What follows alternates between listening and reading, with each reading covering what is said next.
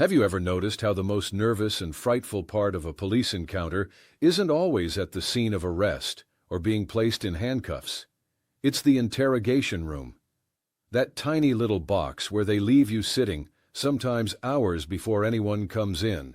Then, almost without fail, two officers come in together. One greets you like a former acquaintance, sometimes offering water. Their partner stares glaringly without a smile, not even a nod, just a crazed, angry stare, and a huge sense of impatience. The game is on. And as we say, you're on the clock. Welcome to the Four Eyes of Law. I am attorney Larry J. Brookens, a California trial attorney with over 25 years of litigation experience in both the state and U.S. federal courts.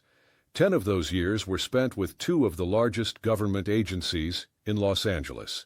As a lawyer, we must give our mandatory disclaimer. This video is for informational purposes only. It's not intended to provide specific legal advice about a specific case or person, or to establish an attorney-client relationship. As always, our first line of advice, if you're facing a serious legal matter, is to consult with an attorney of your choice. That said, let's talk law. Before we bite down, please pay this video forward and hit the red subscribe button and tap the bell. This helps other people to find this video when they have a need for legal knowledge. You will also receive our new videos as soon as they drop, and won't have to search all over the internet for this information. If you're at the station or held at the scene for more than 5 minutes, the show may be already underway. You're on the clock and may not even know it. The best thing you can do is remain silent and request an attorney. But many arrestees are hard-headed. They foolishly think they can persuade the cops. So, they give it the old college try and swing for the fences. Usually they strike out and go down swinging at the air. Finally, after they have spilled their guts and practically convicted themselves, they ask for a lawyer. The cops leave them laughing, and for the next 5 years or more they wonder to themselves, "Why did I talk so much?" But let's not get ahead of ourselves. One of the first tactics police officers like to use is the well-known good cop, bad cop routine. One officer leans in with warmth, whispering low and saying he wants to help. Maybe even suggesting you might be able to go home that same night if you just cooperate. The other stares with an angry glare, mainly acting impatient, like he's got somewhere else to be.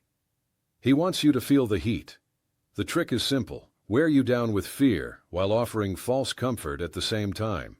The truth is, both cops are on the same team. They have identical goals. Getting information that will help convict you, but you know this. You also know your best play is to stay silent and ask for a lawyer. Sit it out, even if it takes hours. You only have one job, and that is to say in a respectful tone, "Officer, I'm invoking my right to remain silent. Please provide me with a lawyer." But most people feel a need to talk even if it's to the enemy. If you just can't help yourself and must speak, the only other thing to ask is whether you are free to leave. In legal parlance, that is the bottom line definition of whether someone is under arrest or detention. The next police trick is the lie. That's right, the lie. Many people are surprised to learn that the law allows police officers the right to lie during questioning and interrogation. Police lies take many forms. We have your fingerprints, your buddy confessed. Your girl said she didn't know you were going to do it. Your boy said the gun belongs to you, and so on. Some officers will wave around a folder full of nothing and call it evidence, or say they have forensic evidence. A favorite cop lie is the promise a suspect will be allowed to go home and sleep in their own bed if they just give a little cooperation. Never agree to any promises or make any statements after detention unless your lawyer is present and the agreement is in writing. The next tactic is intimidation. They'll keep you waiting, then rush back in, voices raised, papers flying, maybe even accusing you of lying straight to your face. They drag the interview out, hoping you'll cave. But intimidation is just another weapon to break your silence. You can outlast it by saying nothing at all. If this video has been helpful, hit the red subscribe button below and tap the bell. That way you'll automatically get notified when the next video drops. Now back to the room. Leading questions is another trick. Remember, a leading question is like a regular question, except for one big difference. A leading question always has the answer inside of it. That's where it got the name leading. It's subtle. Detectives may ask, "You were at the party, right? You saw the fight break out, didn't you? The argument was loud, wasn't it? The car was going over 50 miles per hour when you saw it?" Notice how each of those questions already contained the desired answer. The questions were not asked like this: "Were you at the party?" Or, "Did you see a fight break out?" "How fast was the car traveling?" They ended with words like "wasn't it?" and "right." That's what makes them leading.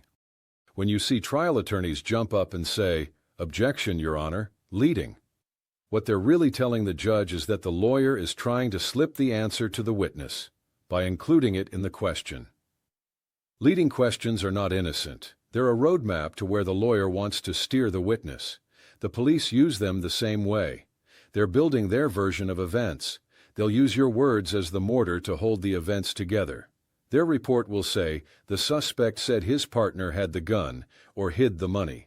Once you've agreed to enough leading questions, you may have admitted to over half of the crime.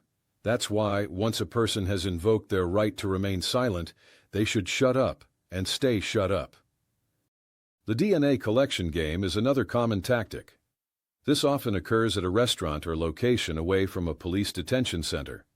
An officer will slide a cup of coffee or a slice of pizza across the table to a person, acting like they're just befriending them.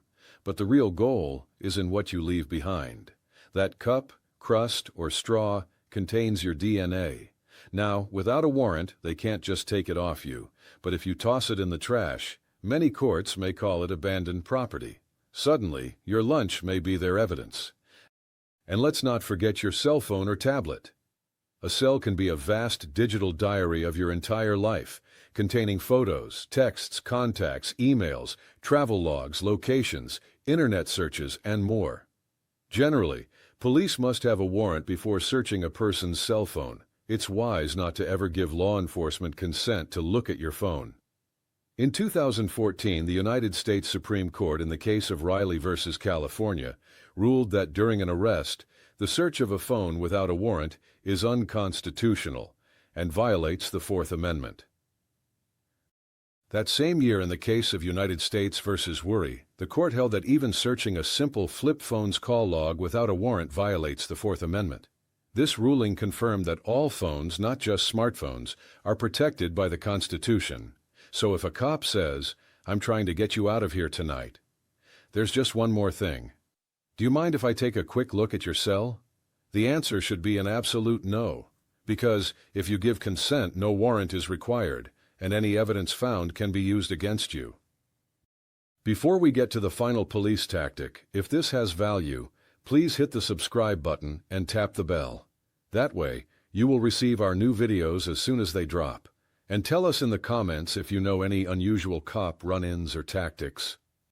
Another favorite trick cops employ is the friendship split. This where officers will separate suspects after arrest. Later, they will approach each one individually and say, "Your buddy rolled on you." Sometimes it's true, other times it's a complete bluff. It's the officer's attempt at divide and conquer.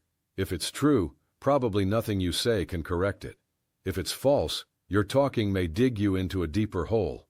The safest play is to remain silent. Request a lawyer. Let them sort it out. Thanks for watching and hit the subscribe button. We'll be dropping more strategy to help keep you safe on the road, which you don't want to miss. Now check out our next video.